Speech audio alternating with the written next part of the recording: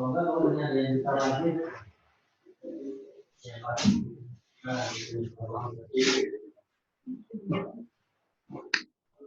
kita mulai aja ya.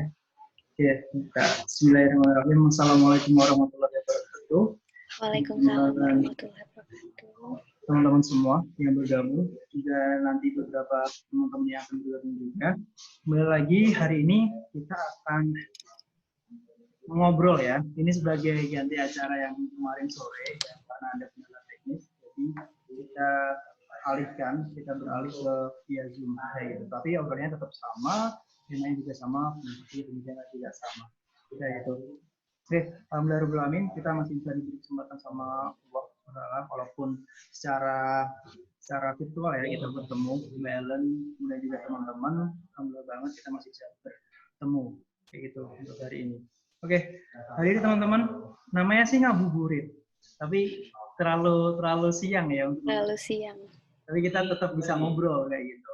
Nah, hari ini kita akan ngobrol tentang tema yaitu S1, S2, S3, kenapa enggak kayak gitu. Bersama Mbak Helen Dian Hidayati, SIPM IP.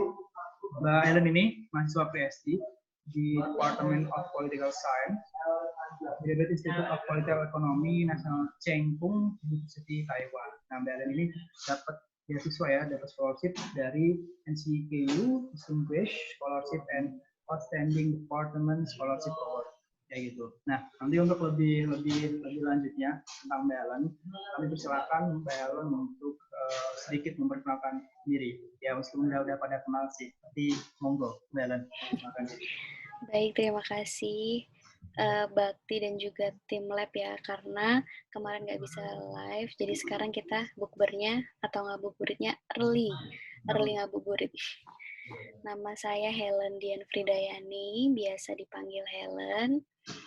Sekarang tercatat sebagai mahasiswa NCKU yang tadi disebutkan oleh Bakti di Graduate Institute of Political Economy. Kemudian sekarang udah jalan semester 2.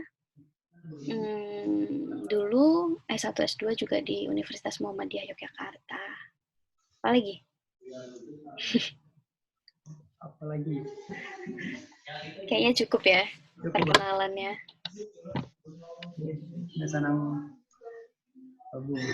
Oke, Mbak Ellen. Tadi seperti yang sebelum pembukaan yang sudah Bapak jelasin, ada beberapa teman-teman yang bertanya melalui Instagram, juga bertanya secara WhatsApp dan sebagainya. Gitu. Dan juga hari ini kita nggak hanya akan mengulik tentang pendidikan S3, tapi juga nanti Mbak Ellen bisa sharing ya tentang pendidikan S1, S2, tips-tipsnya biar selancar itu, bisa langsung S1, S2, langsung S3 kayak gitu. Juga beberapa hal yang kita tahu tentang Mbak Ellen tentang dunia asisten dosen, kemudian juga nanti beberapa tentang referensi-referensi, mungkin buku bacaan dan sebagainya kayak gitu. Oke, kita akan memulai perbincangan ini dengan satu pertanyaan. Pertanyaan yang pertama yaitu tentang cerita. Bisa nggak sih Mbak Ellen ceritain perjalanan pendidikan Mbak Ellen dari S1 sampai S3 itu seperti apa? Kemudian juga kalau bisa sekalian perbedaannya yang paling mencolok dari S1, S2, dan S3. Oke. Jadi aku mulai kuliah itu kan tahun 2013 untuk S1-nya. Dan alhamdulillahnya dulu keterima di UMY ya. Kemudian menempuh S1 itu sekitar 3 tahun 2 bulan. Nah, pada saat S1 itu kan dulu aku ngerasa aku tuh salah jurusan ya, bagi teman-teman yang punya, mungkin aku kalau dari kalau dari S1 kok bisa di ilmu pemerintahan padahal anak eksak gitu. Dulu kan aku anak IPA. Nah, itu karena terus dulu tuh pernah sempet emang aku bisa ya S1 di ilmu pemerintahan yang aku nggak punya basicnya sama sekali gitu. Nah, kemudian ya udahlah, di semester 1 itu kan masih menyesuaikan, mata kuliahnya apa aja. Kemudian habis itu pelajarannya itu gimana, proses pembelajarannya gimana. Dan so far kan kalau misalnya di ilmu pemerintahan di kampus kita ya, di UMY, itu kan lebih ke banyak diskusi, kemudian banyak kita dilatih untuk banyak presentasi. Jadi nggak cuma diajar dosen menjelaskan, tapi kita dikasih kesempatan untuk diskusi. Nah dari situ dari semester 1 itu aku mencoba untuk aku tuh anak sosial nih. Aku anak sosial dan emang dari dulu dari SMA itu suka ikut banyak organisasi, ketemu sama orang gitu kan. Jadi aku tidak susah untuk beradaptasi dan mencoba untuk speak up ya. Kalau di kelas kan kita dituntut untuk gimana caranya kita berpendapat kayak gitu kan. Nah, dari situ ya udah alhamdulillahnya dari semester 1 IPK-nya sudah lumayan bagus, lumayan cukup bagus gitu kan. Karena aku memang dari awal itu memang rada rada bisa nggak bisa sebenarnya, cuman karena aku mau beradaptasi, kuncinya sih itu mau beradaptasi, kemudian ada niat, insya Allah semuanya akan dimudahkan kayak gitu. Nah kemudian di semester 4-nya aku kan kena kecelakaan. Jadi waktu itu sempat drop banget dan aku itu satu semester di semester 4 itu yang bener-bener nggak pernah masuk kuliah dan orang tua aku udah bilang kayak ya udah nanti ngulang aja nggak apa-apa gitu. Nah mindsetku kan apa ya gimana caranya kuliah itu cepat selesai dapat kerja dulu nggak ada pikiran buat S2 apalagi sampai sekarang S3 gitu. Dulu pengennya gimana caranya kuliah lancar terus habis itu kerja kayak gitu. Nah kemudian pas itu sempat drop semester 4 itu sempat drop, sempat yang ya udah deh pasrah sama nilai dan kalau misalnya memang harus ada yang ngulang, ya udah ngulang nanti gitu. Dan ternyata alhamdulillahnya dosen-dosen itu ngerti. Jadi aku tuh saat sakit, jadi kan aku waktu itu pakai kruk terus habis itu di gips karena lumayan serius sakitnya. Aku mengerjakan tugas-tugas yang memang dikasih sama dosen. Aku nggak pernah masuk kuliah tapi oh minggu ini ada tugas ini aku kerjain, minggu ini ada tugas ini kerjain dan itu luar biasanya adalah um, aku tidak ada dapat nilai C. B ada, cuman di semester 4 itu yang aku ngiranya nilai-nilaiku akan jauh jatuh, tapi ternyata enggak gitu. Nah, perjalanan dari itu aku mulai ikut organisasi banyak, mencoba bagi waktu buat kuliah, kemudian ketemu teman, kemudian organisasi, sampai akhirnya skripsi. Kalau skripsi kan dulu kan kalau misalnya dapet dosen yang ada kan kalau di kita kayak Mbak dosen yang susah siapa yang susah lulus gitu kan pasti ada kan. Nah aku tuh dulu menghindari banget. Aku menghindari banget dapet dosen yang dalam tanda kutip killer gitu ya, yang susah gitu. Aku pengennya tuh yang humble, yang bisa diajak diskusi kayak gitu-gitu kan. Nah pada saat itu aku dapetnya siapa? Pak Nurmandi. Tahu kan? Dan di situ udah kayak ya udah deh emang ngejar Februari karena aku orangnya kan anaknya ambisi. Kalau misalnya aku udah punya sesuatu tuh oke, aku harus ngelakuin ini semaksimal mungkin aku harus dapat gitu. Nah dari situ ya udah deh mulai belajar realistis itu ketika dapet dosen Pak Nurmandi kan karena tahu kan Pak Nurmandi susah gitu. Nah tapi alhamdulillah juga dapat di ACC ujian kemudian pendadaran dan lulus.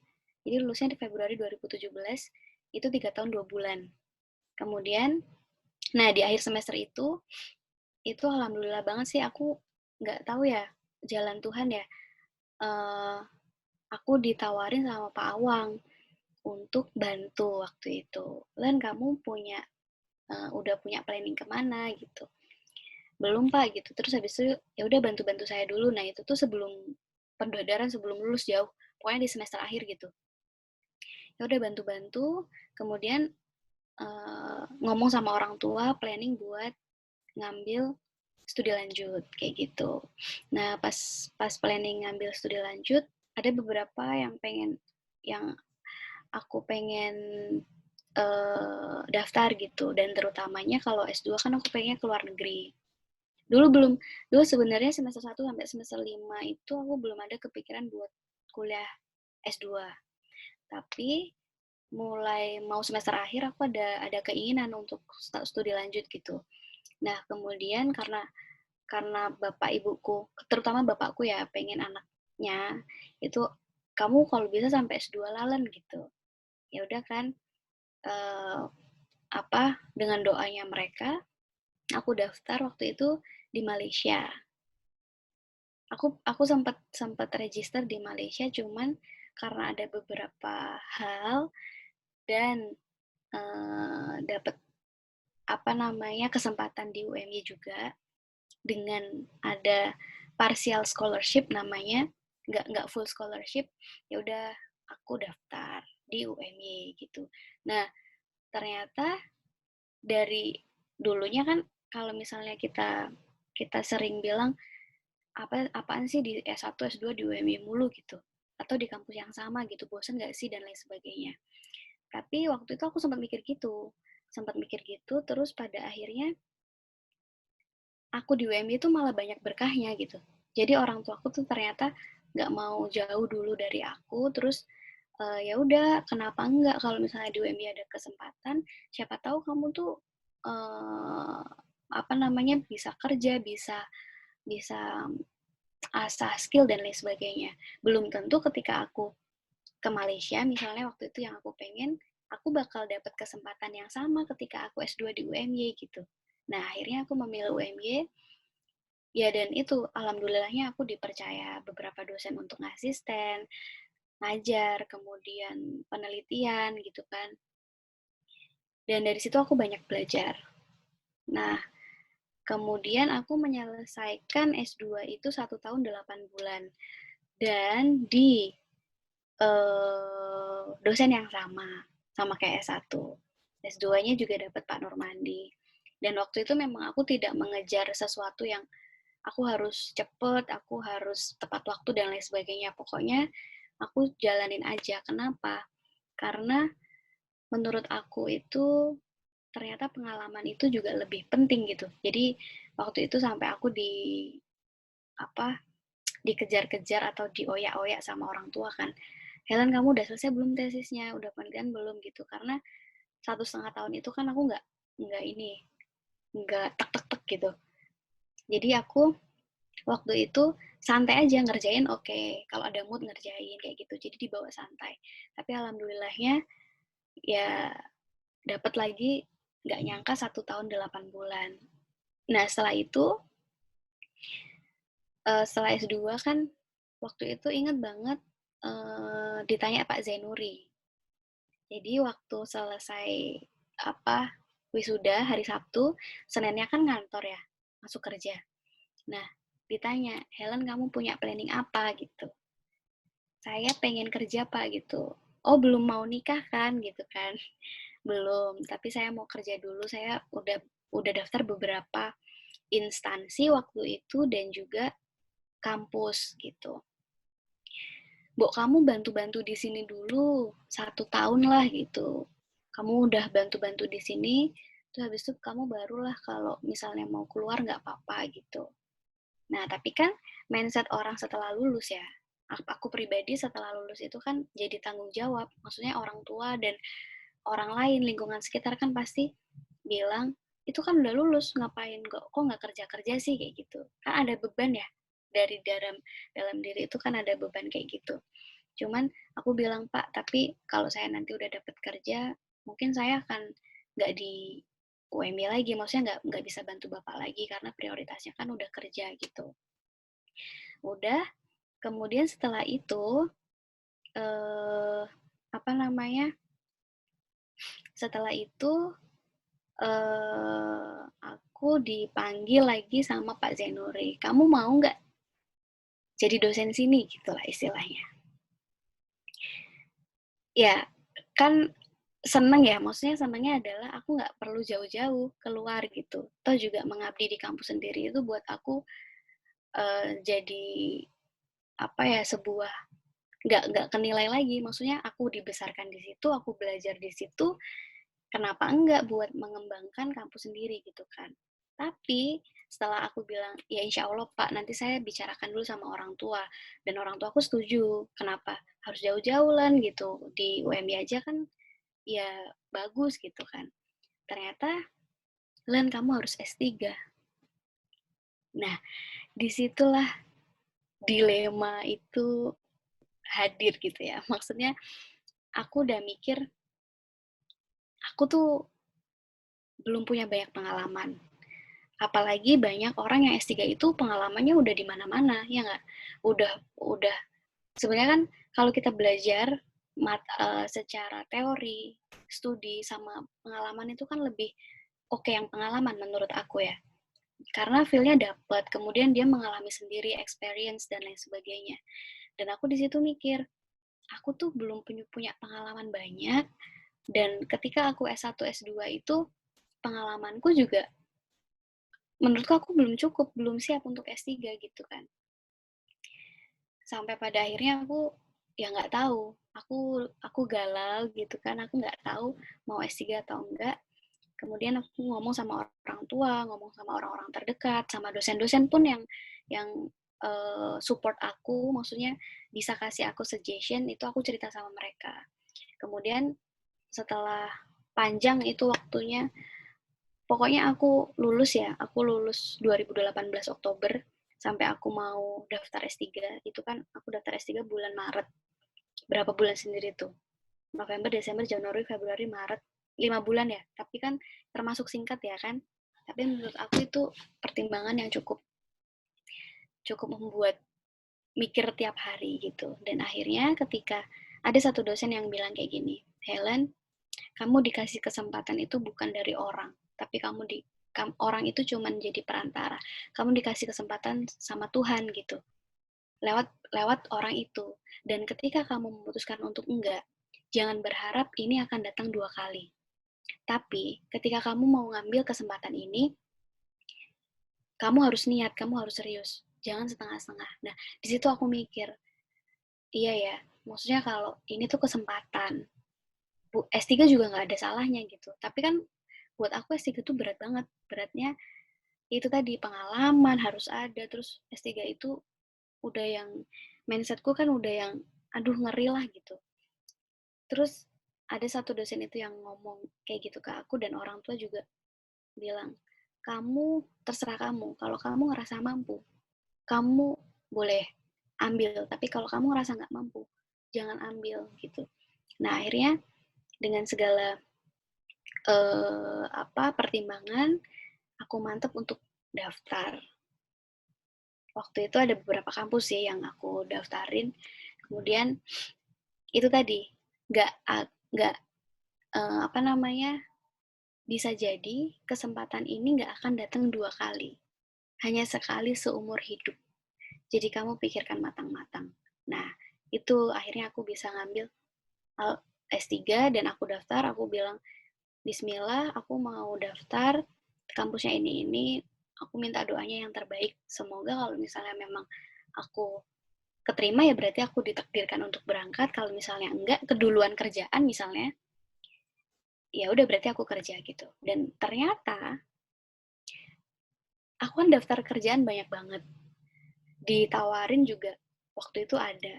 Tapi ternyata ya rezeki ngomongnya, oke, Helen sekolah gitu. Jadi aku memutuskan untuk ya udah S3 dan ya sekarang berangkat. Kayak gitu. Itu perjalanannya. Oke, panjang ya, maksudnya Panjang banget. cerita yang panjang dengan segala dinamika yang ada kayak gitu dari 1 sampai 3.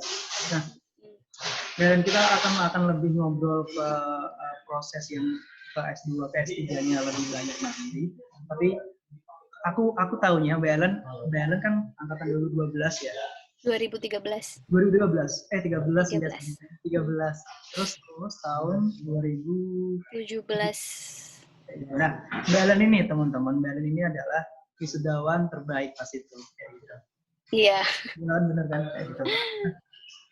Nah, ini terutama untuk mahasiswa-mahasiswa yang baru semester muda, Mbak, semester 2, semester 4. Mungkin juga semester 6 kayak gitu. Nah, pengen nanya aja, gimana sih bukan ini ya, bukan untuk berambisi untuk jadi yang terbaik, tapi gimana sih tips atau saran-sarannya untuk ya melakukan sesuatu secara maksimal kayak gitu. Ya, meskipun tujuannya nggak harus jadi terbaik, tapi melakukan yang terbaik untuk orang-orang yang sayang mungkin juga mimpi-mimpi yang lain kayak gitu.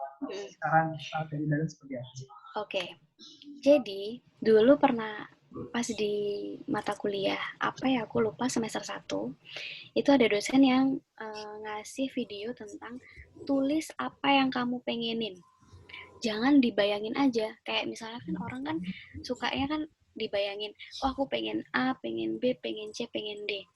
Nah, waktu itu, orang itu yang ada di video yang dosen kasih itu ada 100 keinginan yang dia tulis.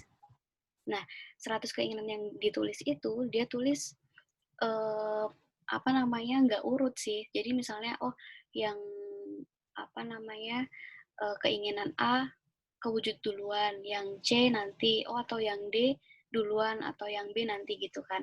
Nah, dari situ, dari dosen itu memperkenalkan bahwa ketika Anda punya keinginan itu ditulis, aku tulis. Aku mencoba menulis. Dan alhamdulillahnya ya, aku kan tapi nggak langsung 100 karena aku nggak tahu kan pengenku apa, tapi yang aku tulis itu adalah keinginan terdekat. Jadi kayak misalnya kan aku dari dulu udah mulai, oh aku 1 bulan ini aku pengen apa aja ya, misalnya cuma 1-2 nggak masalah ditulis. Dan aku dulu nggak buat tulisan itu keinginan 1 tahun, 1 tahun atau sampai pokoknya ada list di mana aku pengen menjadi wisudawan terbaik. Tapi kan dengan kondisi aku kecelakaan, aku udah nggak punya ambisi itu. Jadi aku kan aku tadi bilang ya, aku orangnya ambisius dan ketika aku punya ambisi itu gimana caranya aku dapetin. Tapi dengan pelajaran yang luar biasa waktu itu di semester 4, aku mencoba untuk realistis. Nah, cara realistisku adalah ya udah, maksudnya aku nggak punya keinginan untuk aku menjadi yang terbaik, yang penting aku bisa lulus nggak lebih dari 4 tahun gitu. Dan buku tulisan itu yang tahu cuman aku, orang lain nggak ada yang tahu apa keinginan aku. Nah, saran aku adalah nggak telat juga, teman-teman ketika punya keinginan ditulis, sesimpel itu. Maksudnya keinginan aku pengen beli iPhone tahun depan misalnya, nggak masalah gitu. Tapi kita punya keinginan nggak cuma ditulis, tapi ada usaha. Dan buku itu ketika kita buka, oh ya kita punya keinginan ini. Jadi ada step by step yang harus dilalui gitu loh. Jadi nggak cuman ya karena aku udah tulis pasti Allah ngabulin, kan nggak mungkin. Tapi ada usahanya. Nah, ketika aku kan udah berusaha dari semester 1, 2, 3 gitu kan. Semester 4 itu aku bener-bener ngerasa aku jatuh, aku nggak punya harapan lagi, tapi aku nggak putus asa. Aku tetap, ya itu tadi, dengan aku ngirim tugas, kemudian temanku sampai ke rumah ngambil tugasnya. Dulu kan belum ada Gojek, Gosen gitu-gitu kan belum familiar ya. Jadi sampai temanku ngambil tugasku di rumah, kemudian kasih ke dosennya kayak gitu. Nah, usaha-usaha kayak gitu yang bisa dilakukan ya lakuin aja kayak gitu. Kemudian semester 5, 6, 7 sama kayak aku bilang aku nggak mungkin lulus 3 tahun 2 bulan atau lulus di bulan Februari. Aku juga menuliskan itu di buku khusus catatan itu. Aku pengen lulus di bulan Februari tahun 2017. Tapi karena aku dapetnya Pak Nurmandi, aku realistis lagi dong. Aku nggak mau yang muluk-muluk nanti sakit gitu kan. Ya udah aku realistis. Ternyata sama Allah dikabulin gitu. Dan pada nggak nyangka, biasanya Pak Nurmandi kan lama. Kok bisa cepat gitu, beberapa mahasiswanya. Waktu itu 4 mahasiswa yang bimbingannya bisa lulus kayak gitu. Nah, saran aku ya coba ditulis. Buat ngingetin aja sebenarnya, bukan untuk yang karena aku udah tulis pasti Allah ngabulin, enggak juga. Cuman buat ngingetin kita, oh kita punya goals ini. Kemudian yang kedua, jangan berhenti berusaha. Capek pasti pernah, kecewa pasti pernah. Menjalani S1, S2, S3, bahkan di hidup aja, maksudnya yang kerja, itu pernah ngalamin yang namanya down, ya kan? Tapi gimana caranya ketika kita down, ya udah kita mencoba untuk bangkit lagi, berusaha lagi, kayak gitu. Pasti Allah juga bantu kita. Gitu sih, sesimpel itu. Sesimpel itu kata Mbak Ellen. Iya. Artinya kan emang itu ya Mbak, artinya ketika emang punya segala keinginan lah, ya harus benar-benar di frame ya, di frame tadi di buku atau di apapun itu sebagai reminder gitu. Ketika ada musibah mungkin, kemudian juga ada ketika kita lengah sama suatu hal kayak gitu, catatan-catatan itu bisa jadi pengingat kita untuk kita punya mimpi ini loh kayak gitu, yang harus dilakuin sebaik mungkin kayak gitu. Ya meskipun banyak kendala pastinya, tapi kita bisa beradaptasi gitu. Kayak Yes. gitu teman-teman. Bener. Sama ini sih, kalau aku tuh suka cerita sama orang tua. Cuman kan ada beberapa orang yang nggak suka cerita sama orang tua, sukanya cerita sama teman gitu kan. Cuman buat aku, karena aku ceritanya sama orang tua kan bisa doain kita ya. Maksudnya, dan aku kalau cerita detail. Masalah apapun, masalah apa, aku besok misalnya nih, yang sampai sekarang aku masih lakuin, aku bilang aku besok mau presentasi, doain ya gitu. Sesimpel itu juga aku cerita gitu. Terus ditanya, kamu gimana presentasinya gitu? Alhamdulillah lancar kayak gitu-gitu. Dan nih kalau aku nggak bisa ini laptopku ya, sorry. Nah ini adalah beberapa di sini kalau teman-teman lihat ya, ini beberapa target aku. Aku ada nulis buku. Maksudnya di buku tuh aku tulis, cuman untuk reminder aku tuh harus ngapain aja, aku tulis di sini. Semua. Jadi aku menargetkan, karena aku udah dapet profesor buat disertasi, setiap 2 minggu progres, terus habis itu paperku tugas selesai kapan, kayak gitu-gitu. Jadi ya setiap bangun tidur, oh ya aku harus ngapain, oh ya aku harus ngapain, kayak gitu sih. Kayak gitu. Nah, tadi ya udah dikasih tahu Mbak Ellen juga gimana caranya Mbak Ellen untuk reminder dirinya Mbak Ellen kayak gitu. Tadi tulis kayak gitu teman-teman. Nah ini ada yang nanya Mbak dari R Bersari, target nikah ditulisin nggak Kak? Target nikah aku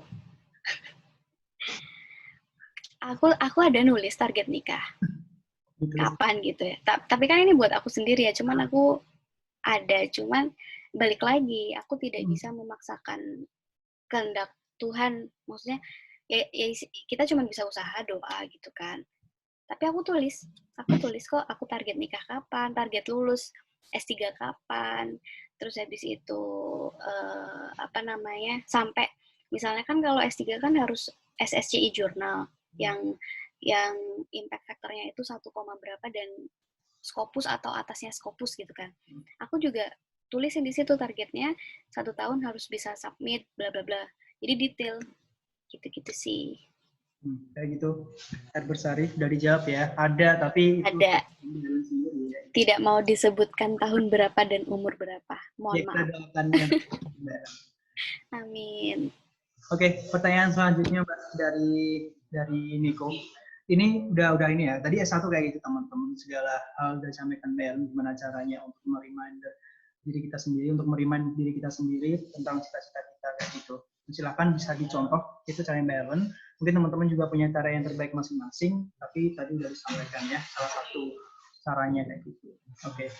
Pertanyaan selanjutnya dari Niko Mbak Abdi Priyahutomo. Ini anggapan saya. Mbak, kan banyak orang yang berpandangan kenapa nggak kerja dulu, nanti baru lanjut S2 biar jenjang karirnya gampang. Nah, menurut Mbak gimana pandangan tentang pendapat orang-orang tersebut? Kalau aku sendiri, tergantung kita itu mau men-setting diri kita menjadi apa. Gitu. Jadi kalau misalnya Niko pengen jadi ASN atau jadi pengusaha atau jadi di luar yang akademik ya, akademisi gitu, ya nggak apa-apa, nggak masalah gitu. Jadi nanti mungkin ada keinginan S2 tapi kerja dulu, jadi misalnya ngejar jadi ASN, ngejar jadi politician, ngejar jadi pebisnis, nggak masalah menurut aku. Nah kemudian eh, kalau kamu men-setting diri kamu menjadi seorang akademisi atau pendidik gitu ya, ya berarti kan kalau bisa goals-nya adalah setelah S1, S2 gitu, ya nggak? Nah, tapi balik lagi, ketika ya namanya cari jati diri itu menurut aku nggak gampang. Dan orang nggak pasti ngelihat aku enak banget ya hidupnya Helen gitu. Udah di UMY, terus habis itu deket sama dosen. Kok bisa sih deket sama dosen kayak gitu kan? Terus enak banget S2, S2-nya dapat partial scholarship. Terus sekarang udah S3. Orang kan dalam tanda kutip nilai kita enaknya doang ya kan. Nah, tapi proses pencarian jati diri, maksudnya aku tuh pengen jadi apa sih sebenarnya itu membutuhkan waktu yang lama menurut aku. Dan dulu ketika aku apa namanya S2 itu kan karena orang tua aku pengen aku S2. Sebenarnya kan keinginan terbesarku aku tuh kan kerja gitu. Nah, dari S1 aku tuh pengen banget kerja di Jakarta, tau gak? Kenapa? Aku cuman ngelihat orang jalan kaki itu cepet banget. Kayak dulu kan aku pernah ke Singapura, Malaysia, terus habis itu beberapa uh, di Thailand gitu kan. Orang Singapura tuh kalau kalau kerja, kalau jalan aja, itu kayak menarik gitu, cepet gitu kan. Habis itu di Jakarta, beberapa instansi yang dia tuh pakai seragam putih, terus hitam gitu kan, terus kalau dulu kan ada KKL ya di IP.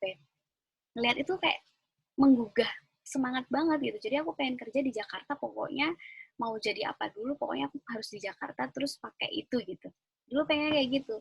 Nah ternyata itu kebawa aku. Jadi ada beberapa mahasiswa yang kalau aku tuh mau ngajar nih ya dari lorong apa pengajaran itu mau masuk ke apa ruang kelas gitu kan. Tuh jalannya yang udah cepet pasti Mbak Helen tuh gitu. Nah aku nggak tahu sih ke bawah aja. Jadi dulu tuh pengen banget kerja di Jakarta sebenarnya. Tapi karena orang tua pengennya aku S2 ya aku daftar, ternyata dapet jalan aja gitu. Makanya kenapa aku bilang cerita sama orang tua itu perlu, karena biasanya kadang kan orang tua punya keinginan A, dia doa ini terus, tapi anaknya B gitu. Walaupun kalau misalnya ngobrol, terserah kamu nak, kamu mau jadi apa kayak gitu kan. Orang tua kan nggak mau menyakiti hati anaknya ya, pengen membebaskan. Cuman kadang ternyata ketika orang tua membebaskan, sebenarnya dari dalam hati itu pengennya, aku tuh pengen kamu tuh kerjanya di Jogja aja, aku tuh pengen kamu itu jadi dosen aja misalnya kayak gitu. Nah itu kenapa kita harus banyak ngobrol supaya sinkron cita-cita kita sama orang tua itu mau gimana. Dan insya Allah kalau orang tua meridoi, merestui, jalan kita akan semakin dimudahkan kayak gitu. Jadi ya tergantung sih, nggak masalah mau S2 langsung atau mau kerja dulu. Nah, kayak gitu, Niko. Tergantung gimana kamu nyetingnya ya, nyeting keinginanmu sendiri gitu. Entah mau kerja dulu hari ini, entah, entah mau kerja dulu, entah mau S2 dulu. Apapun itu, yang penting di benar-benar dilakukan yang terbaik dan jangan lupa untuk cerita sama orang tua ya Mbak ya. Kalau aku gitu, tapi kalau orang lain kan kadang kan ada yang bilang ke aku tuh nggak bisa loh ngomong sama orang tua gitu. Ya gimana ya? Itu cara punya orang kan punya cara sendiri-sendiri mendekati orang tua itu gimana toh? Kalau aku dengan banyak cerita. Nah kayak gitu teman-teman. Ya tapi sebenarnya kalau menurutku sendiri tuh emang paling enak tuh sebenarnya ke orang tua sih Mbak. Tapi emang caranya yang susah. Aku pun juga agak malu ya. Kenapa ya sama orang tua tuh malah malu sendiri. Kamu sama orang tuamu bedanya, maksudnya kalau aku kan sama bapak ibuku tuh nggak terlalu jauh karena bapak ibuku dulu tuh nikah tuh muda gitu. Maksudnya umur 22, bapakku umur 22 kalau nggak salah, ibuku 20 tahun atau 19 tahun gitu. Jadi kita masih kayak teman gitu. Tapi kalau misalnya orang tuanya udah agak sepuh gitu, mohon maaf, mungkin itu juga harus punya treatment yang beda. ya kan? Ya. Tapi setidaknya at least nggak putus hubungan dan sekedar apa ya, setidaknya masih tahu kalian tuh maunya Ter apa, kemudian kalian sedang apa yang diusahakan dan sebagainya kayak gitu. Iya. Paling minimal itu. Oke. Tadi Niko udah dijawab. Ada pertanyaan lagi Mbak Ellen dari siapa? Dari Amalia Zikra. Oh, sebelumnya ini ada beberapa pertanyaan. Ya, istilahnya nggak terlalu loncat-loncat kayak gitu. Boleh. Oke. Nah ini Mbak. Hai Kak, mau nanya dong gimana dulu pengalaman Kak Helen dalam menentukan kampus dan negara buat S3? Apakah menghubungi profesor di kampus terlebih dahulu dan kemarin sempat nggak daftar kampus di negara lain selain Taiwan? Oke. Jadi kalau S3 itu di beberapa negara berbeda-beda. Kalau misalnya aku dulu daftarnya tiga kampus. Pertama di Thailand, di NIDA National Institute Development Administration, kemudian di Bradford University UK, dan di Taiwan di Cheng Kung University. Sebenarnya ada satu lagi di Taiwan itu yang direkomendasiin, ada Asia University. Tapi karena ketika aku melihat programnya itu nggak relate sama aku nggak mau daftar kayak gitu. Nah, jadi kalau misalnya di UK itu kita diwajibkan untuk menghubungi profesor dulu. Karena waktu itu aku direkomendasiin sama Pak Eko. Oh ya, sebelum milih kampus kita nanya sama senior. Kampus-kampus kan aku kan sukanya di e-government, ICT, kayak gitu-gitu. Nah, aku minta rekomendasi beberapa kampus yang memang bagus untuk mata kuliah atau concern ke ICT, kemudian e-gov kayak gitu. Nah, aku dapet dari Pak Eko itu di Bradford, teman-teman. Jadi waktu itu di Bradford, aku udah menghubungi profesornya. Dan ketika sebelumnya jauh lagi, aku tuh menyiapkan study plan dan juga research plan. Jadi kalau S3 itu, study plan-nya kamu tuh ngapain harus S3, pokoknya di situ ditulis kayak motivation gitu, motivation letter, sama research plan. Research plan-mu itu you will do research-nya itu kayak apa, kayak gitu.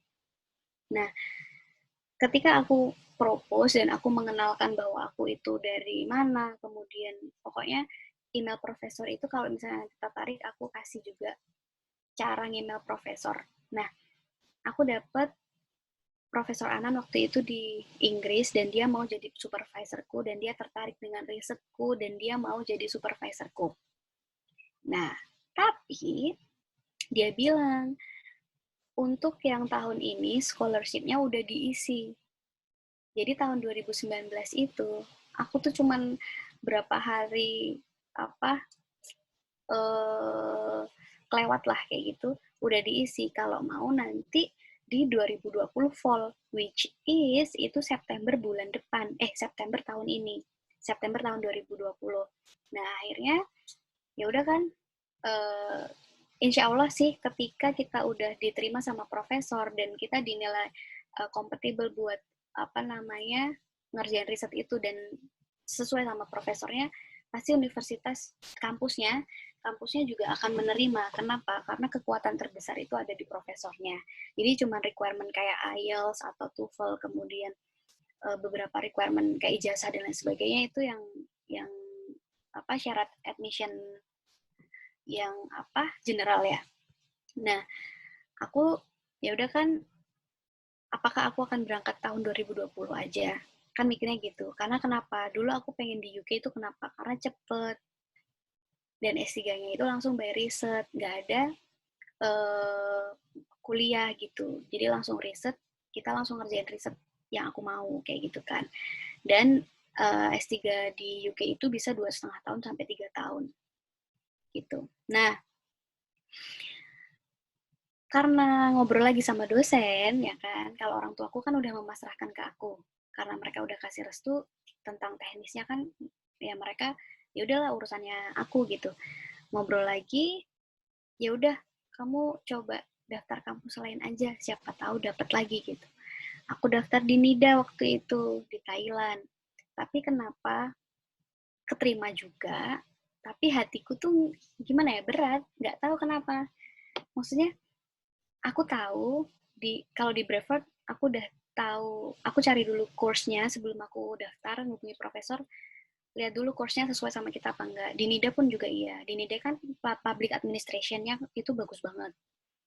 Aku tuh juga mau gitu, tapi kok nggak tahu kenapa ya, ini faktor eksternal, bukan gara-gara course-nya dan juga bukan gara-gara apa namanya kampusnya, tapi hatiku kayak aku kok nggak cocok gitu. Maksudnya aku keterima, cuman di email bahwa kamu keterima tapi kamu harus ngurus ini.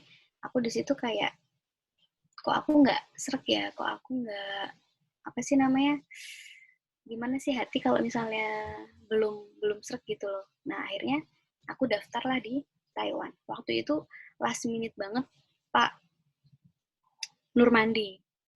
Nurmandi ngasih saran ke, ya wes Helen disuruh ke Taiwan aja gitu, Asia University waktu itu. Tapi pas aku ngeliat di Asia University, kampusnya bagus juga, nggak ada mata kuliah dan juga jurusan yang aku pengen gitu.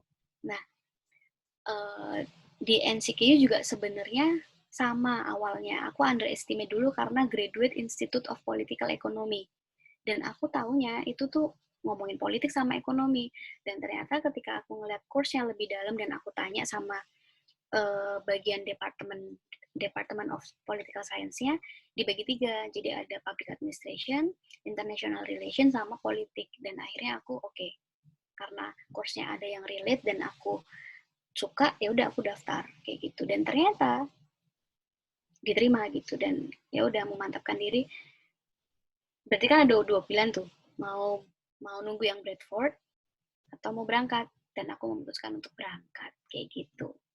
Dan kemudian apalagi, kalau di Taiwan tidak menghubungi ini profesor karena pembelajaran di Taiwan itu hampir mirip sama kayak di Amerika.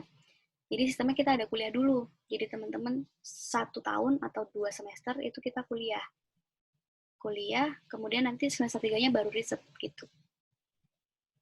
Dan di Taiwan itu diperkirakan 5 tahun, ya kan? Tapi alhamdulillah banget ketika aku kesini kemarin, kebijakannya udah diturunkan. Awalnya aku harus ngambil 30 SKS. 30 course, 30 course. Tapi ada kebijakan baru dan aku bisa 3 tahun, doain ya teman-teman, semoga aku bisa selesai 3 tahun, ngambilnya 21 course. Jadi decrease 7 mata kuliah, kayak gitu. Nah, itu ya, kayak gitu ya teman-teman ya, terkait bagaimana apa ya pertimbangan atau rencana-rencana apa yang dilakukan sama Mbak Ellen ketika milih kuliah S3 kayak gitu. Ada di UK udah diterima tapi harus nunggu selama 1 tahun. 1 tahun. Ada yang di Taiwan udah diterima itu. Nah, ini juga tadi jawaban Mbak Ellen juga menjawab pertanyaan dari Hani ya tentang berapa lama sih S3 itu. Jadi kalau tadi udah jawab, kalau di UK tadi bisa 2,5 sampai 3 tahun, kalau di Taiwan awalnya bisa 5 tahun, tapi karena ada kebijakan baru jadi 3 tahun. Ya rata-rata berarti ya 3 tahunan lah kayak gitu ya Mbak. Tapi kalau kamu milih di US besok ya, kalau siapa tahu ada kesempatan di US itu susah 3 tahun. Jadi 4 tahun itu normal, 5 tahun, 6 tahun, 7 tahun itu very common. Jadi ya karena apa ya, karena ada kuliah yang harus diambil, kemudian setiap mata kuliah itu tuh banyak banget tugasnya. curhat. Oh, kayak gitu berarti teman-teman tambahannya. Berarti ada bisa sampai 7 tahun tergantung. Berarti teman-teman nanti kalau misalnya S3 mau sekolah di mana bisa dipertimbangkan ya tentang jarak waktunya, jenjang waktunya, dan juga apakah itu harus kuliah dulu atau langsung bisa riset kayak yang di UK kayak tadi. Kayak gitu teman-teman. Oke, lanjut lagi Mbak, pertanyaan dari Hani.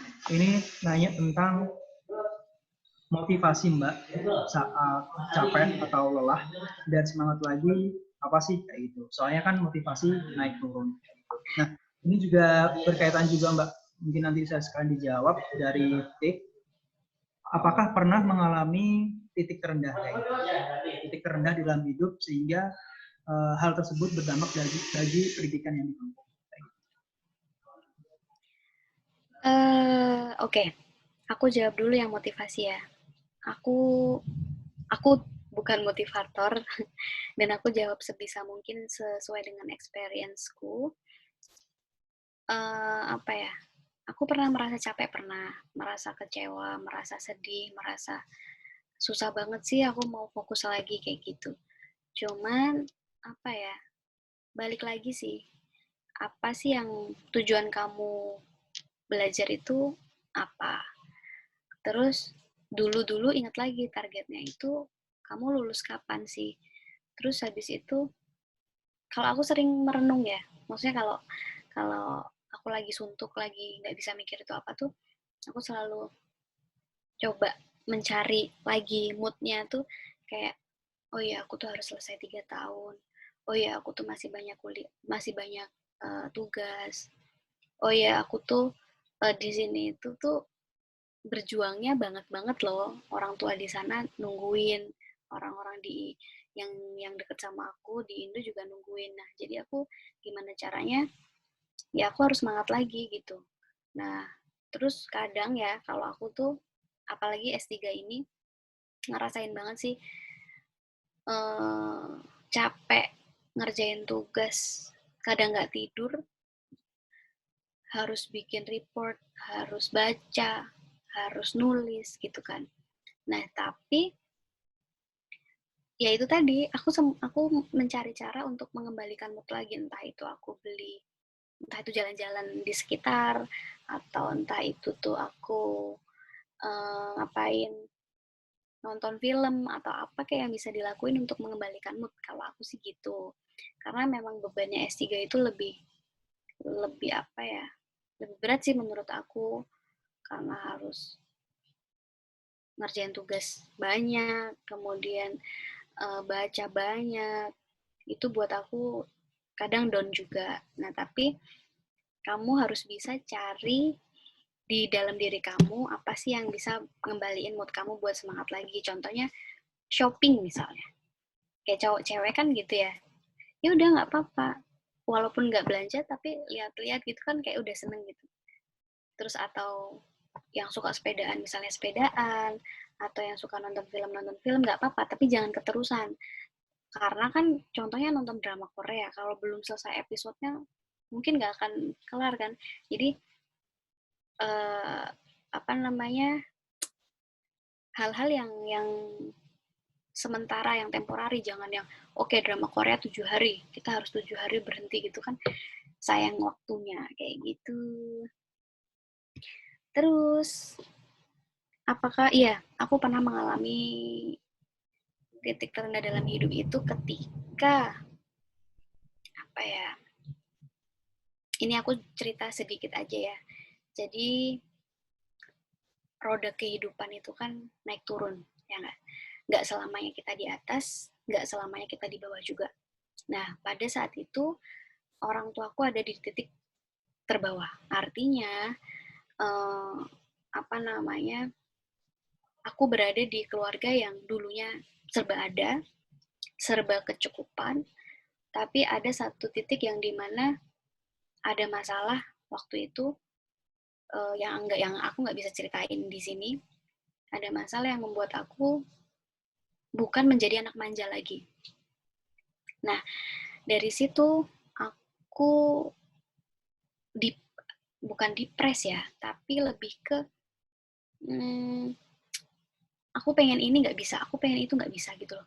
Nah itu semua aku jadi down, jadi bertengkar sama orang tua pernah gitu, nggak terima sama keadaan pernah, sampai pada akhirnya ya itu tadi aku nggak mau yang punya cita-cita muluk-muluk deh, walaupun tulisan itu kan sudah ada ya, maksudnya aku selalu menuliskan apa yang aku pengenin dan nggak ada orang lain yang tahu. Tapi ketika aku diuji dalam keadaan kayak gitu ya pasti drop, pasti nggak terima gitu kan. Tapi gimana caranya waktu itu untung aku tidak apa namanya, melampiaskan dengan hal-hal yang buruk. Contohnya aku misalnya keluar dari rumah, atau aku misalnya nggak pernah pulang, atau aku misalnya ngelakuin hal-hal yang buruk, yang mungkin nakal ya. Nah, untungnya aku nggak kayak gitu. Dan ketika aku di posisi itu, aku mulai mikir, oh ya mungkin ini jalan Tuhan buat aku mandiri. Mungkin ini cara Tuhan buat Helen itu nggak jadi anak manja lagi. Kalau dulu kan aku mikirnya ya semuanya ada gitu. Kamu pengen apa ya diturutin gitu loh. Tapi ada satu titik yang dimana aku punya adik kecil juga, nggak bisa dong, nggak adil ketika aku punya segalanya, adikku nggak bisa ngerasain kayak gitu. Itu sakit cuy. Nah, ya dari situ aku belajar, untungnya nggak mempengaruhi pendidikan sih, setauku, karena gini, nggak mempengaruhi lamanya pendidikan terus aku nggak ngerjain gitu ya. Tapi mempengaruhi dari sisi pola pikir sih sebenarnya. Lebih ke ngenaknya ke pola pikirku yang ya gimana caranya, berarti aku tuh harus cepat lulus, aku harus kerja gitu. Biar aku nggak ngerepotin orang tua lagi gitu. Nah, sampai pada akhirnya ya orang tua mulai lagi membangun apa yang mereka udah bangun dari nol, kemudian ada. Tapi dari situ aku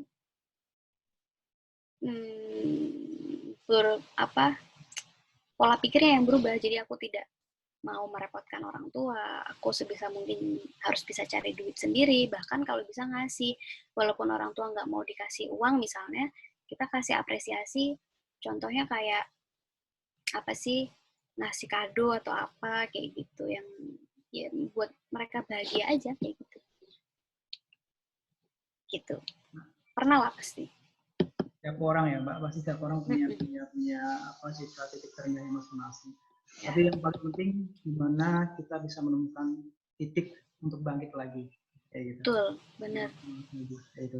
Terus juga tadi yang misal dia balance ya tentang ketika mood lagi jelek, motivasi yang jelek ya, do what you want gitu, do what you love kayak gitu. Kalau udah realize apa yang mungkin kamu butuhin kayak gitu, yang mungkin tertunda, mungkin kayak tadi Korea apa drakor kayak gitu, ya tonton aja dulu kayak gitu. Tapi kalau drakor tuh susahnya tuh kalau udah satu episode harus selesaiin secepatnya. Kamu pengalaman ya? Bisa, aku sih, drakor tuh bisa 1 hari tuh. Aku bukan pecinta drakor, jadi aku nggak tahu ini sih. Maksudnya ini bangetnya orang nonton drakor sampai pagi nggak tidur juga, aku belum bisa memikirkan situ. Oh, sekali-sekali. Tapi nggak setiap hari juga Mbak, nggak 1 hari full juga sih. Oke, terkait tadi Mbak, terkait titik rendah dan sebagainya, kemudian juga S3 di luar negeri kayak gitu. Ya meskipun Belen udah pernah itu ya, udah pernah keluar, tapi kalau yang S3 ini kan dalam waktu yang lama kayak gitu kan. Nah, apa ya? Pasti setiap orang kalau pindah atau tinggal di tempat yang beda kayak gitu dari tempat sebelumnya aja itu dong ada kayak culture shock-nya kayak gitu. Nah, bisa diceritain sedikit nggak Mbak tentang pengalaman awal kayak gitu selama kuliah S3 di Taiwan kayak gitu? Apa yang perlu disiapkan, perlu dilakukan gitu ketika memang apa ya mengalami hal-hal yang sebelumnya belum pernah dialami kayak gitu? Kalau aku di Taiwan itu kan ternyata mahasiswanya di NCKY itu nomor 2 terbanyak setelah Vietnam. Jadi pas sampai sini pun ketemu sama orang Indo dikasih tahu kayak misalnya makanan halal, makanan yang nggak boleh dimakan, terus kita bolehnya makan apa aja di mana kayak gitu. Nah, mereka sangat membantu itu gitu. Jadi aku tidak terlalu mengalami culture shock ya. Dan ternyata orang Taiwan itu ini apa namanya ramah-ramah juga kayak orang Indonesia gitu. Jadi ketika aku kan waktu registrasi di sini kan masih bingung ya, gedungnya belum tahu, terus habis itu misalnya di departemen itu gimana-gimana gitu. Nah, aku punya teman satu, orang lokal, orang Taiwan yang dia selalu bantu apa kesusahan aku gitu. Jadi, tidak ada perbedaan yang begitu signifikan ketika aku di sini dan juga di Indonesia. Nah, apa ya, yang susah ya, kadang kalau makan kan nggak boleh yang aneh-aneh. Makan ayam aja harus ayam halal. Terus kalau ayam halal harus belinya di mana? Terus di sini juga ada catering halal sih sebenarnya dan kita bisa beli. Cuman kan di sini juga ada kitchen set. Jadi ya kita di dorm itu bisa masak juga, tapi masaknya pakai rice cooker cuy. Jadi kayak anak kos gitu. So far apa ya? Tidak ada kendala yang begitu berarti buat aku di sini. Jadi aku betah-betah aja, terus happy-happy aja gitu. Karena orang-orangnya juga mendukung gitu. Enggak yang individual banget, enggak. Kayak gitu teman-teman soal soal kehidupan di Taiwan yang BL gitu. Mungkin emang setiap orang pasti bakal punya pengalaman berbeda-beda sih. Tapi kalau teman-teman udah nyiapin mau kuliah di luar negeri, ya berarti harus sudah siap itu apapun keadaannya di sana. Gitu. Betul. Nah ini ada pertanyaan dari Instagram kemarin Mbak, dari Boleh. luar. Kalau mau kuliah S3 tapi nggak punya biaya dan nggak pinter gimana? Nggak tahu, ini pertanyaannya kayak gini. Kalau mau kuliah S3 tapi nggak punya biaya dan nggak pinter gimana? Oke. Aku juga nggak menilai aku tuh pinter, coy. Sejujurnya. Pertama sih, kalau udah ngerasa, gimana ya, kalau ngerasa nggak mampu ya usaha, ya nggak? Kalau punya keinginan, dari dalam hati pengen S3, bukan pengen-pengenan cuman berangan-angan. Kayak, aku pengen nikah sama Kim Jong-un apa-apa tuh yang Korea-Korea gitu kan. Kalau cewek. Nah, nggak kayak gitu cuy. Nggak sesimpel itu. Jadi, ketika kamu pengen punya keinginan untuk S3, studi lanjut, S2 atau S3, jangan cuman hanya keinginan yang pengen-pengen aja. Harus punya niat. Menurut aku, karena niat itu juga insya Allah kalau misalnya Allah juga kasih ridho, pasti dikasih jalan gitu kan. Kedua, kalau ngerasa nggak pinter, apa caranya buat kalian itu supaya tahu, supaya bisa ngikutin gitu kan. Aku juga nggak pinter kok, tapi aku mau berusaha. Caranya gimana? Belajar, sharing sama orang. Terus habis itu kalau misalnya passionnya itu debat, coba debat. Kalau misalnya passionnya nulis, ya coba nulis gitu. Ya apapun yang bisa dilakuin untuk mengimprove diri kamu sendiri kayak gitu. Nah, gak punya biaya, sama aku juga gak punya biaya. Kenapa? Karena dari kejadian yang aku punya di titik terendah itu, aku ngerasa aku gak boleh ngerepotin orang tua terlalu jauh. Karena kasihan, mereka masih punya adikku dan adikku butuh biaya, dan mereka semakin hari semakin tua. Ya nggak? Nah, mereka harus punya uang untuk mereka sendiri juga dong. Nah, waktu itu makanya aku bilang insya Allah aku ada beasiswa di sini dan cukup gitu. Walaupun mungkin dicukup-cukupin ya. Ya gimana caranya aku tidak merepotkan mereka. Nah, hasil dari aku asisten dosen, ngajar, hasil dari riset, bantuin dosen, terus habis itu kalau dulu aku suka sering ada acara misalnya MC, jadi moderator, jadi apa yang sifatnya itu dibayar, aku kumpulin uangnya. Misalnya aku pengen beli laptop, ya aku beli sendiri. Aku pengen beli HP, ya sebisa mungkin aku beli HP sendiri, kayak gitu. Nah, ya gimana caranya kita punya modal sendiri, karena mustahil kamu mau S2, mau S3 nggak punya modal.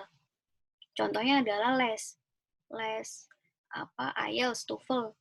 Nggak mungkin dong kita langsung dapat TOEFL, langsung dapat IELTS tanpa mengeluarkan biaya.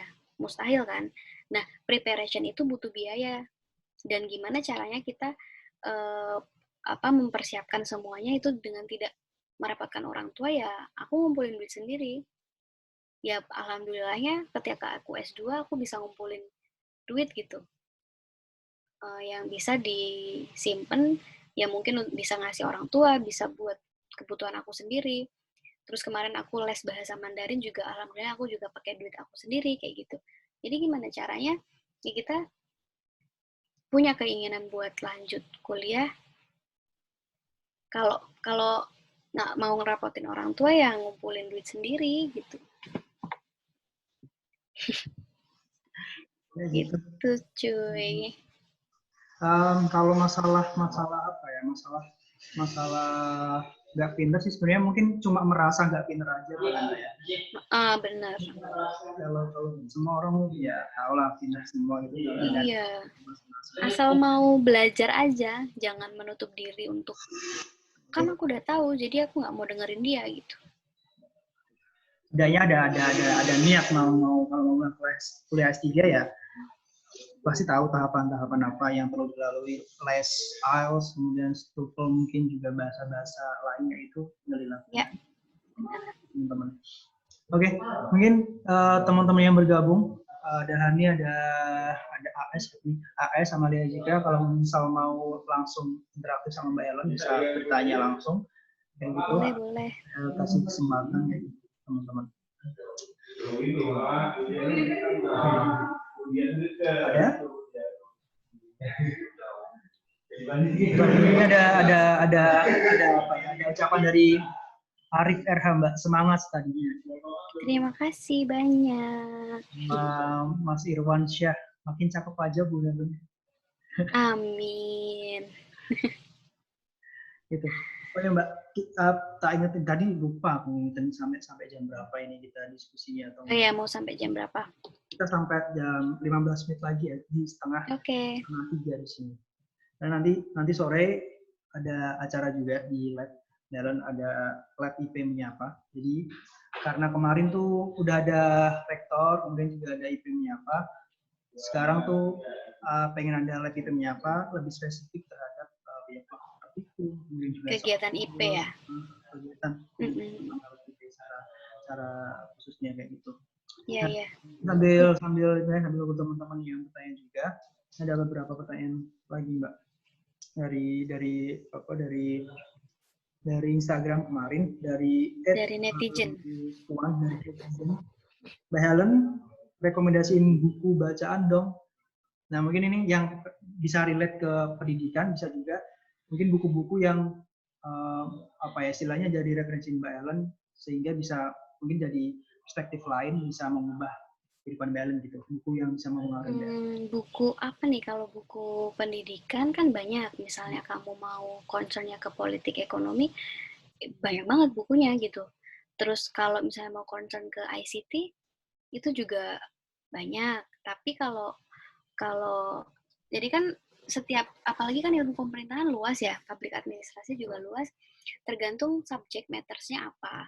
Misalnya public policy kalau dulu kan teori-teori babonnya tuh kayak punya Edward, kayak punya apa namanya Thomas Erdai atau apa. Ini sih kalau aku lebih suka download jurnal-jurnal yang dia memang sudah di Web of Science atau Scopus, karena kan kalau di sini kita juga punya akses yang kadang kan kalau yang jurnal-jurnal berbayar itu kan susah toh aksesnya, tapi kalau di sini ada akses free yang bisa kita download kayak gitu. Nah, aku sih memperbanyak bacaan jurnal. To be honest, aku itu sekarang lebih banyak banget membaca rekomendasi dari dosen. Kenapa? Karena dari semester 1 dan semester 2, kita itu dituntut untuk pertama reading report, kedua discussion di kelas, ketiga presentasi setiap minggu.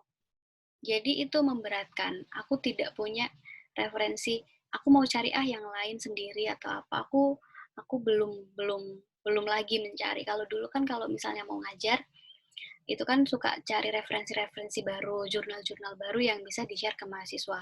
Tapi sekarang aku ya karena tugasnya banyak. Jadi di sini tuh gini loh. nih untuk S3 ya. Karena hampir mirip sama di Amerika konsep belajarnya. Jadi kita itu di awal ada kontrak belajar. Dan di kontrak belajar itu sudah ada buku per minggunya. Minggu pertama harus menyelesaikan bukunya sekian, jurnalnya sekian. Minggu kedua buku sekian, jurnal sekian. Jadi terus yang presentasi misalnya di kelas itu kan kalau PhD sedikit. PhD itu angkatanku aja cuma 5 orang.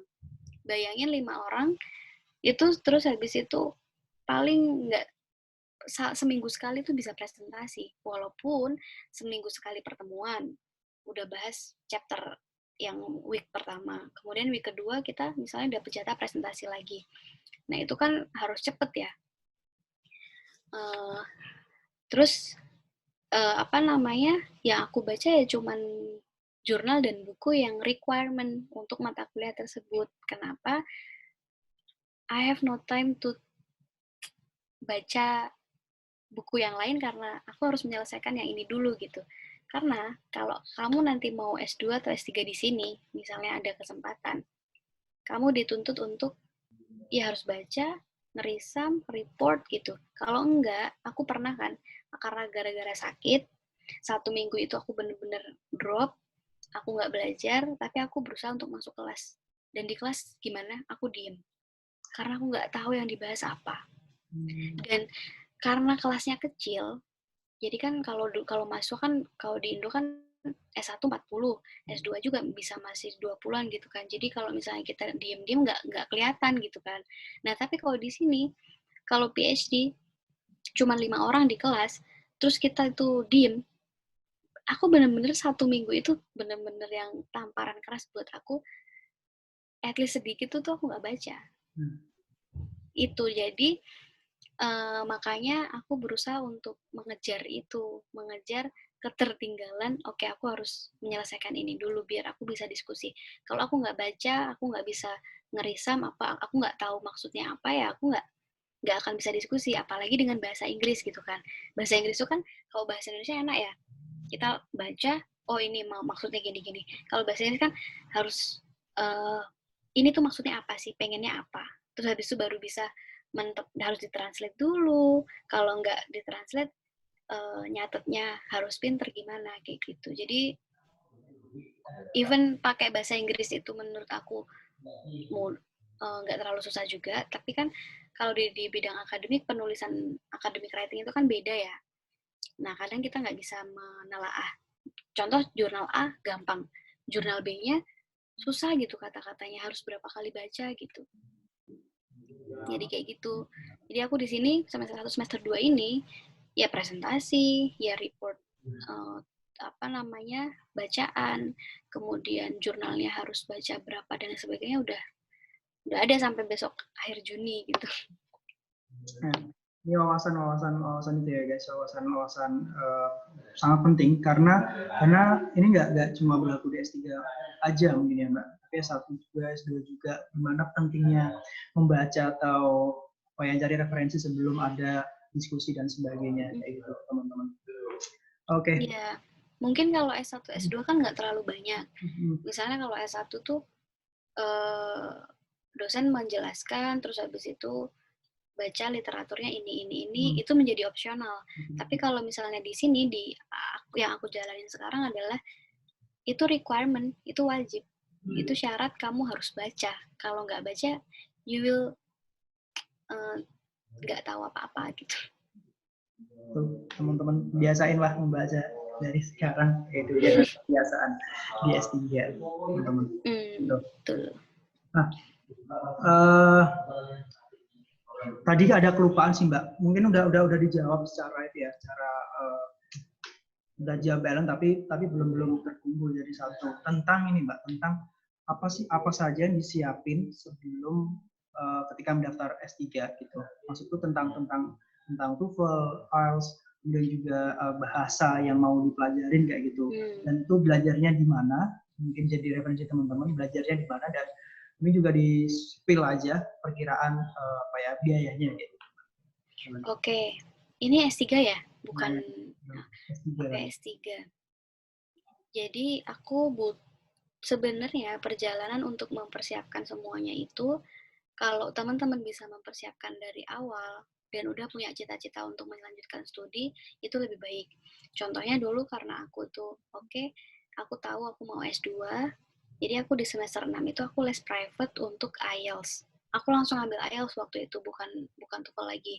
Dan aku les private ada di salah satu dosen apa kalau di ini kita LTC, nah LTC yang dulunya PP PB, yang PBB, PBI PBB PBB. PBB Pusat Pelatihan Bahasa PPB. Karena aku cocok sama orangnya, terus aku suka cara ngajarnya, aku milih private. Kenapa? Karena kalau misalnya aku ngambil di institusi itu kan udah kayak kuliah atau sekolah ya. Jadi aku nggak tahu dari awalnya. Nah, aku dulu sempat direkomendasiin untuk private aja gitu. Nah, akhirnya aku private, aku belajar dari awal, bener-bener awal, IELTS itu gimana, terus habis itu nanti kalau tes IELTS itu gimana, dan lain sebagainya. Nah, aku pernah ngambil juga eh, tes IELTS simulasinya. Nah, tes IELTS simulasi itu murah waktu itu berapa ya, berapa ratus ribu gitu. Itu sampai sama native speakernya. Kalau IELTS kan ada speakingnya juga, ada writing lengkap kan. Kayak gitu. Jadi menurut aku siapin aja dari misalnya sekarang semester akhir atau semester 5 6 gitu, coba les gitu. Karena memang butuh persiapan. Kalau TOEFL, aku di sini kan pakainya TOEFL. Jadi aku TOEFL itu les di apa namanya LT. Jadi aku dulu ngambilnya di LT, kenapa? Karena kan kalau TOEFL itu kan kita udah kebiasa sama PPB, tapi kan itu yang TOEFL like ya kan. Nah, aku udah ngerti apa aja kalau aku nggak pakai IBT guys, pakainya ITP, dan itu masih bisa di sini waktu itu. Itu udah tahu TOEFL itu gimana, cuman tingkat kesulitannya mungkin yang meningkat. Nah, aku ngambil di IELTS waktu itu, ngambil di LT itu 3 bulan apa ya, 3 bulan preparation sampai aku tes kayak gitu. Nah, karena kita udah ngerti basicnya sebenarnya kan, aku udah pernah tes IELTS, pernah les IELTS, pernah belajar TOEFL. Nah, tinggal kita memantapkan aja. Tapi kalau memang benar-benar belajarnya dari nol, saran aku lebih baik ke private dulu. Kenapa? Karena kan kalau misalnya di institusi, kadang kita malu tanya kok, soalnya teman-teman kita udah pada tahu. Ya kan? Nah, kalau private itu mbok ya, kita mau digoblok-goblokin ya nggak masalah. Soalnya kan kita cuman berdua sama tutornya. Nah, saran aku itu kalau mau bener-bener yang dari awal banget. Tapi kalau kamu udah punya basic, kayak aku kan udah pernah tes IELTS, sudah pernah tes TOEFL, ya aku tinggal ambil yang preparation. Di LT itu menyiapkan preparation sampai tes itu ada yang macam-macam, 3 bulan, 2 bulan, atau sebulan, yang pertemuannya itu macam-macam juga. Dan waktu itu berapa ya biayanya? 1 jutaan atau 2 jutaan gitu, aku lupa. Terus habis itu, kalau buat S3 sendiri, ini riset plan sebenarnya yang butuh. Kenapa? Sebenarnya S2 kan butuh study plan. Ya kan? Planning studimu itu mau seperti apa, kayak motivation letter.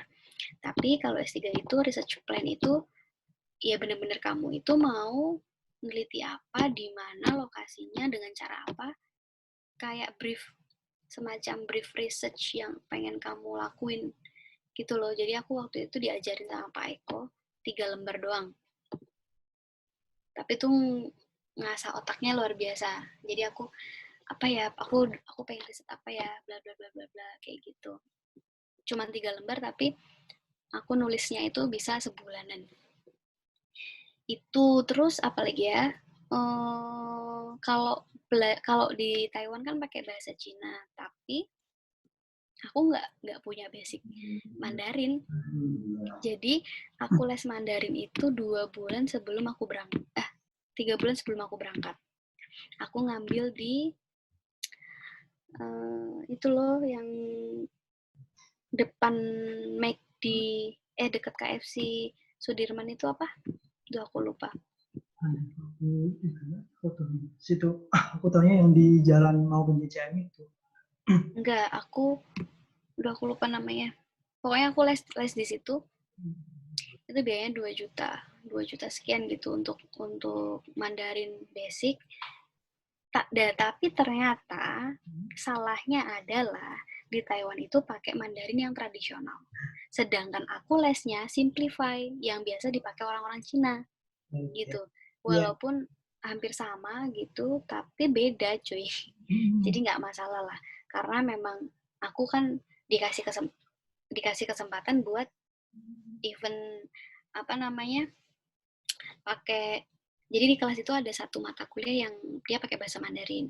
Cuman kalau aku dikasih privilege buat nulis tugas di bahasa Inggris, terus kemudian kalau diskusi pakai bahasa Inggris, jadi ya nggak ada masalah sih sama bahasa. Dan di sini juga kita digratiskan 2 semester untuk ngambil bahasa Mandarin, gitu.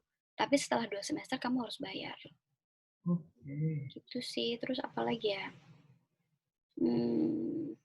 Kalau requirement basic kan ya kayak ijazah, terus habis itu transkrip nilai, TOEFL atau IELTS. Kemudian, satu lagi yang paling penting. Kalau teman-teman memutuskan untuk S3 dan keluar negeri, yang menjadi kunci utama untuk kamu diterima selain kalau di UK, di Jerman itu profesor, adalah publikasi kamu. Itu penting banget. Kenapa? Karena lewat publikasi itu departemen kita itu akan mempertimbangkan gitu. Oh, ini anak bisa publish di sini berarti potensial untuk menjadi mahasiswa kita. Tapi kalau kamu nggak ada tulisan sama sekali atau publikasi sama sekali, aku nggak bisa jamin gitu. Maksudnya orang itu mungkin departemen atau universitas akan 2 kali mikir gitu. Jadi publikasi itu penting banget guys. Penting banget.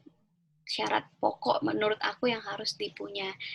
Dan ketika aku S3 ini juga, aku selalu membuat target terkait dengan pendidikan. Bukan yang keinginan ya, tapi beda lagi. Jadi, aku tuh targetnya misalnya tahun 2019, aku harus punya 2 conference.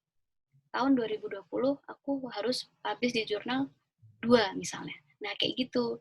Jadi untuk tetap mengimprove diri kita walaupun kita sekolah S3 tapi kita tetap bisa berkarya kayak gitu. Luar biasa. Kayak gitu, teman-teman tetap harus emang di planning ya, maksudnya make a plan untuk setiap kegiatan yang diinginkan kayak gitu. Gitu. Nah, itu tadi yang semua yang perlu disiapin teman-teman. Kalau mau S3 ya, bisa mulai dari sekarang juga, entah baru semester 1 atau baru semester 1, maksudnya dari S1 mungkin atau dari semester awal-awal sekarang bisa disiapkan dari sekarang aja, teman-teman. Oke, Mbak, mungkin ini pertanyaan terakhir boleh hari ini. Nah, setelah tadi ya, setelah S1, S2, S3 gitu, dan dengan segala dinamikanya, ngobrol sama dosen dan sebagainya sama orang tua. Nah, setelah S3 apa sih rencananya Mbak? Setelah S3 menjalani hidup seperti biasanya. Hanya lebih spesifik, entah apa ya, entah mau balik ke UMY, entah mau netap di Taiwan mungkin. Pulang ke Jogja pasti. Kalau balik lagi ke UMY atau enggak, walau alam gitu ya. Karena memang sampai sekarang kan memang belum tercatat sebagai bagian dari UMY gitu. Jadi aku sih menjalaninnya karena ini. Kalau orang kan mikirnya iyalah Helen kan pasti di UMY karena di UMY orang kan mindsetnya gitu kan. Tapi awalnya memang aku S3 karena memang ada tawaran di UMY dan mengharuskan aku S3. Tapi ternyata kesini yo aku berpikir Allah itu punya rencana yang baik kok buat aku. Tapi asalkan aku itu menjalannya dengan ikhlas, dengan ya wes semangat gitu. Perkara nanti aku mau balik lagi ke UMY atau enggak, aku serahkan semuanya ke Tuhan gitu. Maksudnya aku menjalani S3 sekarang bukan karena aku akan jadi dosen UMY, bukan. Tapi karena ya udah ini udah pilihan aku, whether nanti akan balik atau enggak, let's see gitu. Nanti ke depan gimana. Cuman itu sih prinsip aku. Karena kan udah aku udah ngambil keputusan ini ya aku harus jalani dan aku harus selesaikan. Gitu sih. Di mute suaramu. Nah, salah mute. Oke, ya gitu teman-teman, rencana Mbak Ellen setelah S3 gitu. Nah, apapun ya. apapun yang direncanakan Mbak Ellen, apa yang mau dilakukan Mbak Ellen, kita doakan sama-sama semoga diberi kelancaran gitu dan bisa tercapai. Amin, amin, amin, amin. Oke, udah hampir berapa sejam setengah ya Mbak kita ngobrol. Nggak kerasa ya? Iya, nggak kerasa. Soalnya asik banget dan penting semua informasinya. Nah, ini semua nanti bakal ke record di video, kemudian juga bakal kami share juga di YouTube ilmu pemerintahan visipol UNJ. Silahkan teman-teman yang barangkali belum mengikuti dari awal bisa ngecek nanti di YouTube-nya kayak gitu teman-teman. Oke, makasih banget Mbak Ellen atas sharing-sharingnya, pengalaman dan sebagainya yang telah diobrolkan siang hari ini. Kayak gitu. Semoga puasanya di sana lancar dan juga sehat-sehat juga di sana pastinya. Dan terakhir ditunggu kembalinya ke Jogja.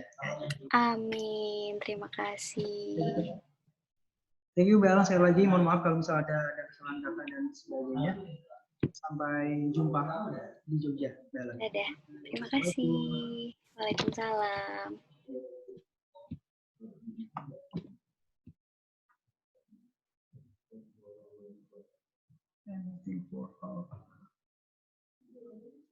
Ini videonya udah ke-stop sendiri. Kayaknya nggak jadi. Di record nggak? Iya. Stop dulu.